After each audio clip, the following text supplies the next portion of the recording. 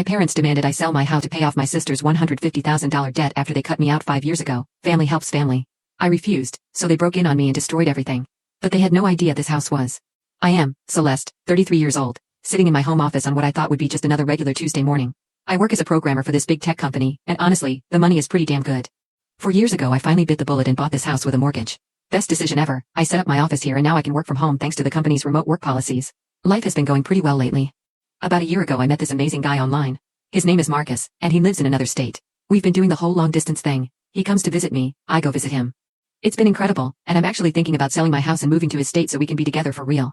I mean, I can work from anywhere, so why not? I was just typing away on some code when I heard that familiar email ping. Usually I ignore emails when I'm in the zone, but something made me check. It was sent to my old email address, the one I barely use anymore. The sender made my stomach drop. Mom, I haven't talked to my family in 5 years. 5 whole years. And there's a damn good reason for that. Let me back up and tell you about my lovely family situation. I have parents, obviously, Mom and Dad, both in their early 60s now. Then there's my sister Sarah, who's 3 years older than me, so she's 36. Sarah's married to this guy named David, and honestly, he's just as much of a mess as she is. 5 years ago, things were different. I was still talking to all of them, doing the whole family thing. I was making good money even then, living in a rented apartment but saving up like crazy to buy a house. I had over $120,000 saved up. I was so proud of that number. My plan was to put down a huge down payment so my monthly mortgage would be manageable. Every Saturday, I'd go to my parents' house for dinner. It was this tradition we had. I actually looked forward to it back then, if you can believe that. But then came that one Saturday that changed everything. I walked into my parents' house, and Sarah and David were already there, talking excitedly to Mom and Dad about something. I said hi to everyone and sat down at the table. That's when Mom turned to me with this big smile and said, Sarah's planning to open her own business, and we just know she's going to be tremendously successful. I smiled back, but inside I was thinking, here we go again. See, this wasn't Sarah's first rodeo. She'd already tried starting businesses twice before, and both times it ended in complete disaster. Both times, Mom and Dad had to bail her out and pay off her debts. But I kept my mouth shut because I knew if I said anything, I'd be the bad guy. My parents always took Sarah's side. Sarah was practically bouncing in her seat. I've got everything figured out this time, Celeste. I have a complete business plan, and I only need money for development. Then she and David both turned to look at me.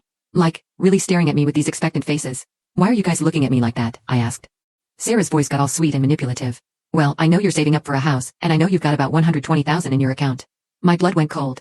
I'm not investing my house money in your business, Sarah. She immediately got defensive and started going on and on about how she'd thought everything through this time, how if I gave her the money, in a couple years she'd double my investment and give me back $240,000. I actually laughed. I couldn't help it. Sarah, you've already failed at business twice. Maybe it's time to stop with these schemes and get a regular job like the rest of us. That's when everything went to hell. Sarah's face went red. She started crying, and she ran out of the house. David called me an idiot and followed her out. So there I was, alone with Mom and Dad, thinking maybe now they'd see reason. But no. They immediately started in on me, calling me cruel, saying I was selfish and greedy. I was just telling the truth, I said. If she starts another business, she's just going to rack up more debt. But Mom wasn't having it. Sarah is more talented than you, Celeste. You're just jealous of her success. Then Dad dropped the ultimatum. You give Sarah that $120,000, or we're cutting you out of this family completely.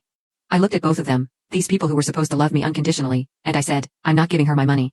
They kicked me out, their own daughter. They actually told me to leave and never come back. The next day, I changed my phone number. I made sure none of them could contact me. A year later, I bought my house, just like I planned. For 5 years, I've lived without them. I heard through mutual friends that Sarah actually did start her business and it was going well. She bought a nice house, was traveling with David all the time. I was genuinely happy for her, but I still didn't want anything to do with any of them. So you can imagine how I felt seeing Mom's name in my inbox after all this time. My hands were actually shaking as I opened the email. Celeste, we need to see you urgently. This is a matter of life and death, please come home. My first thought was that one of them was dying. As angry as I still was, I'm not heartless.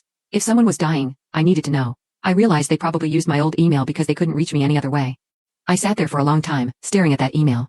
Part of me wanted to delete it and pretend I never saw it. But what if Dad was having a heart attack? What if Mom had cancer?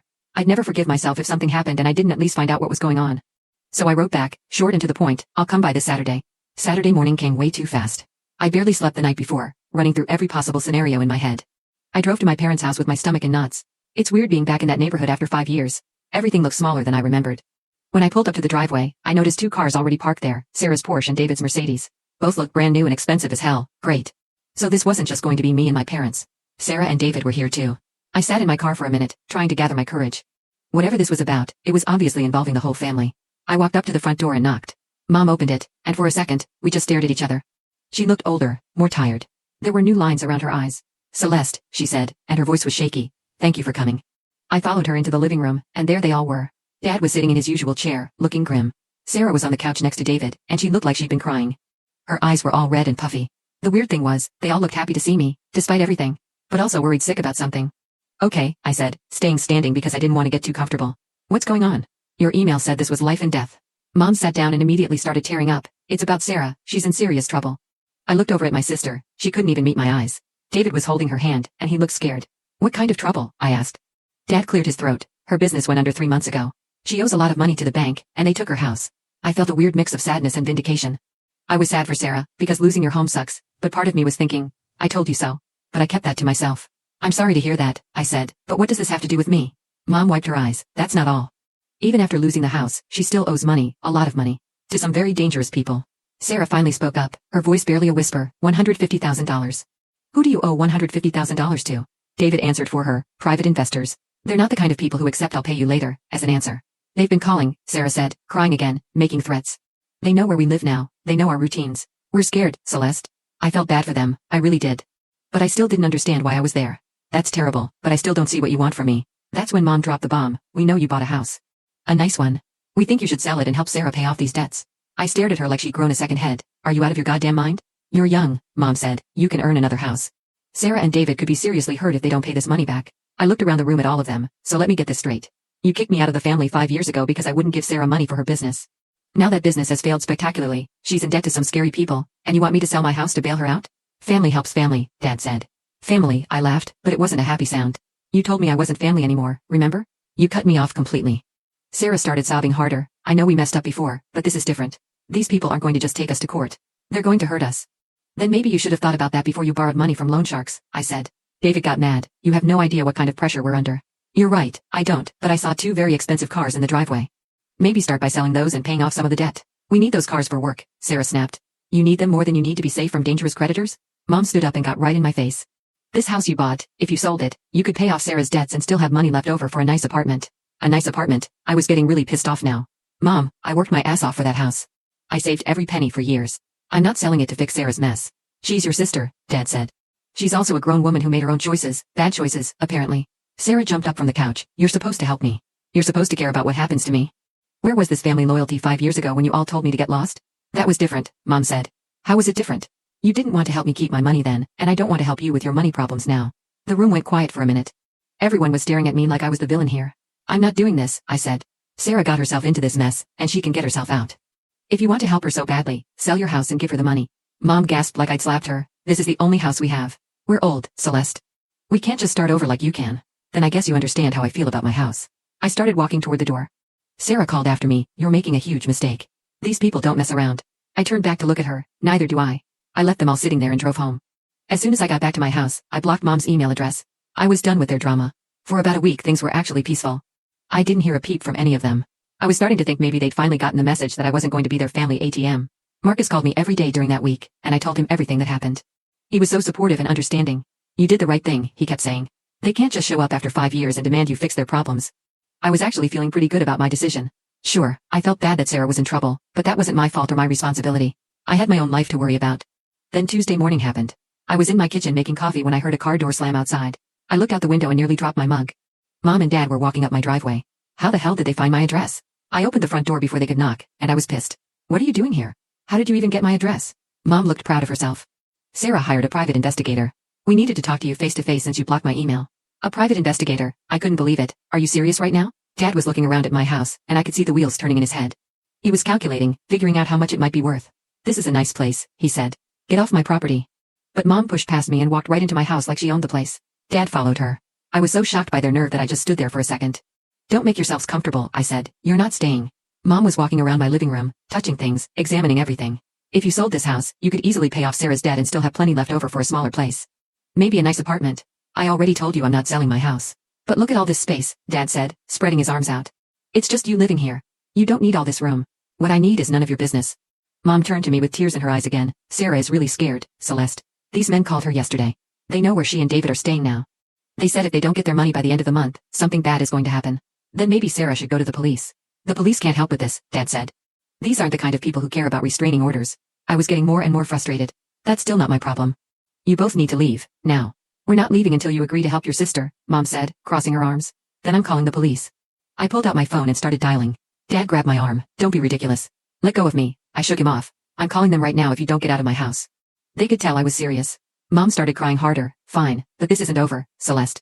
If something happens to Sarah, it's on your head. And if something happens to my financial security because I bail out her bad decisions, that would be on my head too. At least this way, only the person who made the mess deals with the consequences. Dad pointed his finger at me. You're going to regret this. Family is supposed to stick together. You didn't think that 5 years ago.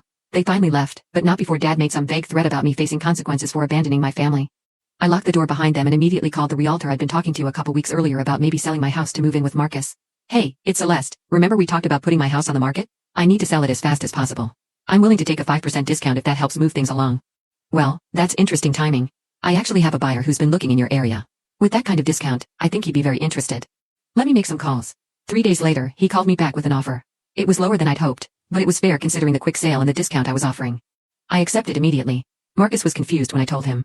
I explained about my parents showing up at my house. I don't trust them, Marcus. I think they're going to keep harassing me, maybe even do something crazy. I'd rather sell the house and get the money somewhere safe where they can't see it. That's probably smart. And hey, this means you can come stay with me sooner than we planned. That made me smile for the first time in days. Are you okay with me staying at your place while I look for a new house in your area? Are you kidding? I've been hoping you'd move here. This just speeds up the timeline. The closing happened fast. Within a week, all the paperwork was done and the house was officially sold. Marcus drove out to help me pack everything up and move it to his place. It felt good to have him there, to not be dealing with this stress alone. As we were loading the last of my boxes into the moving truck, I looked back at the house one more time. I'd been happy there. I'd worked hard to afford it. But I felt good about my decision to sell. I was starting a new chapter with Marcus, and my family couldn't use my house as leverage anymore. You okay? Marcus asked, putting his arm around me. Yeah, I'm good. Let's get out of here. We drove off together, and I felt this huge weight lift off my shoulders. Whatever happened with Sarah and her debt problems, it wasn't going to involve me or my money. I was finally free of their drama for good. Living with Marcus turned out to be amazing. His place was comfortable, and working remotely meant I could settle into a routine pretty quickly. We spent our evenings looking at houses online, planning our future together. For the first time in months, I felt genuinely happy and stress-free. I'd been living with Marcus for about a month when my phone rang one Tuesday morning. The caller ID showed a number I didn't recognize, but it had my old hometown area code. Is this Celeste Morrison? The voice was professional, official sounding. Yes, who's calling? This is Officer Martinez with the Riverside Police Department. I'm calling about an incident involving your parents, Robert and Linda Morrison. My blood went cold. What kind of incident? They were arrested last night for breaking and entering and destruction of property. The homeowner wants to press charges. I was confused. Breaking and entering where? The address they broke into is listed as your former residence. Is 847 Maple Street a house she used to own? I sold that house a month ago. What were my parents doing there? That's what we're trying to figure out. They caused significant damage to the interior of the home. Destroyed furniture, broke windows, spray-painted walls. The new owner came home to find them in his living room, smashing his coffee table with a baseball bat. Are you serious? Very serious. The damage is estimated at around $40,000. Your parents claimed they thought it was still your house, and that you'd wronged them somehow. They said they were getting back at you.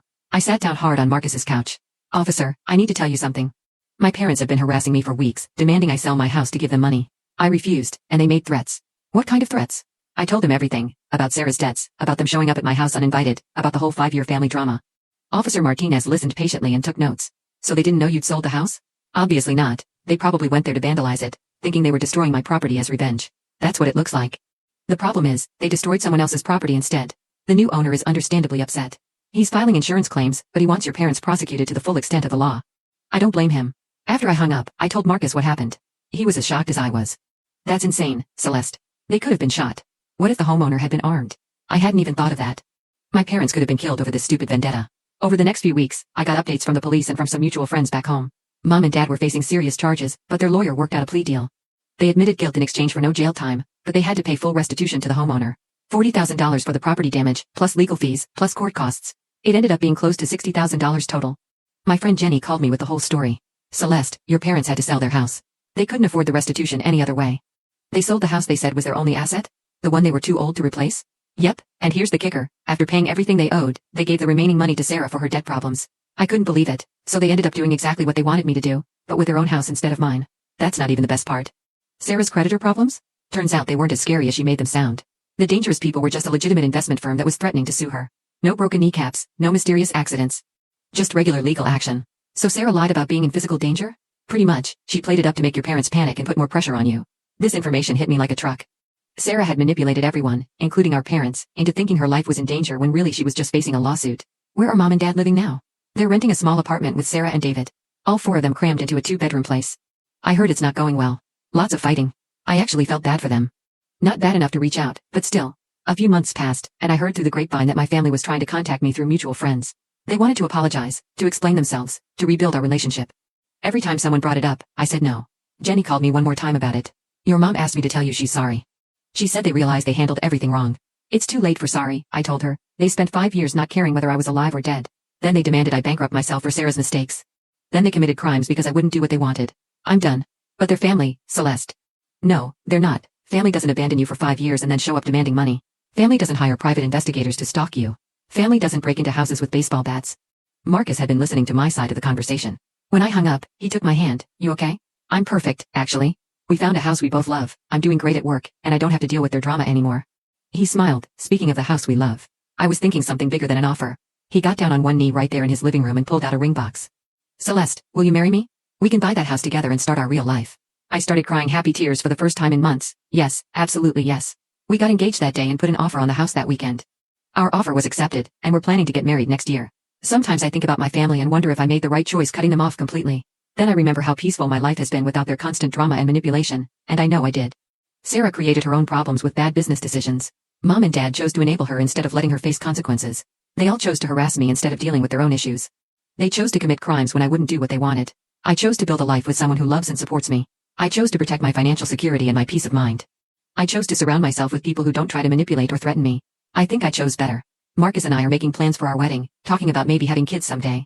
My career is going great, and I've even gotten a promotion. I'm happy, really, genuinely happy. And none of that would have been possible if I'd let my family drag me back into their mess. So no, I don't regret cutting them off. Not for a second.